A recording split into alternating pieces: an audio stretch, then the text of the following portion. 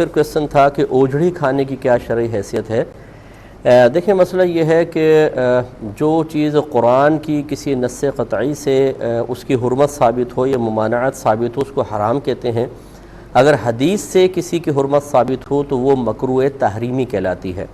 اور پھر اگر ہم اپنے قیاس سے کسی چیز کو کسی حدیث میں یا قرآن میں بیان کردہ حرام چیز پر قیاس کر کے کسی اور چیز کو ہم ناجائز کہتے ہیں تو پھر وہ اس کا درجہ حدیث کے ثبوت سے تھوڑا سا کم ہوتا ہے، اکثر ایسی ہوتا ہے۔ چنانچہ نبی کریم صلی اللہ علیہ وسلم نے ذبیحے کی 7 چیزوں کو 7 اعضاء کو کھانا منع فرمایا، لیکن اس میں اوجڑی کا تذکرہ نہیں ہے۔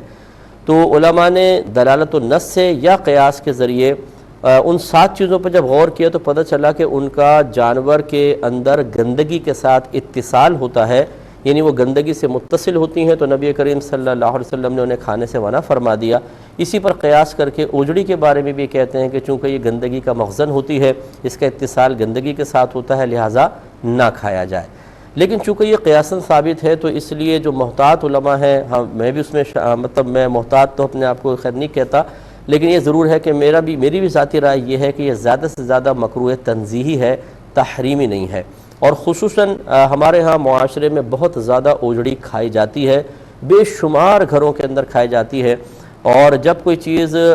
بالفرض اگر اصلاً بھی منع ہوتی،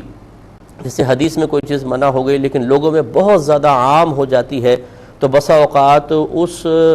محظور شرعی جو ممنوع چیز ہے اس کے عام ہو جانے کی وجہ سے اس میں حکم تخفیف پیدا ہو جاتا ہے، یعنی آسانی پیدا کرنا علماء کرام کی ذمہ داری ہو جاتی ہے۔ تو لہٰذا اس میں عموم بلوہ بھی بہت زیادہ ہے کہ بہت سارے خواص بھی کھا رہے ہیں، عوام بھی کھا رہے ہیں۔ میں 6 سال تک بھاٹی گیٹ میں رہا ہوں، میں ہمارا جامعہ نظامیہ لاہور میں تھا، وہاں پڑھنے جاتا تھا، تو وہاں صبح ناشتے کے تھال لگتے ہیں، اور بلا مبالغہ میں آپ کو عرض کرتا ہوں کہ ہزاروں لوگ روزانہ کھاتے ہیں۔ اگر آپ ماہانہ حساب کر لیں تو لاکھوں کی تعداد ہو جائے گی، اور وہاں اوجڑی کھاتے ہیں لوگ بہت زیادہ۔ تو خلاصہ کلام یہ ہے کہ چونکہ یہ بہت زیادہ کھائی جا رہی ہے اس لیے اس میں حکم ہلکا ہی ہوگا، زیادہ سے زیادہ مکروہ تنزیہی کا حکم ہوگا۔ مکروہ تنزیہی اس فعل کو کہتے ہیں کہ جو کرنا گناہ نہ ہو لیکن شریعت نے اس کو پسند نہیں کیا ہے۔